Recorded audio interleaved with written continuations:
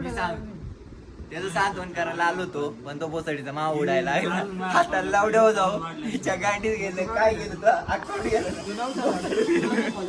अरे तुला माहिती आहे मला टाकतो जरी शिव्या देतो. अरे मग सांत्वन करायला आलो तो मग ऐकून घ्यावं प्रेमाचे 2 शब्द बोलायला आलो होतो म्हटलं आता त्याचं सांत्वन करू. नवीन अकाउंट खोल आणि स्टोरी टाक सगळ्यांना मेन्शन कर. लावड्याला याचं टेन्शन घेतो मी.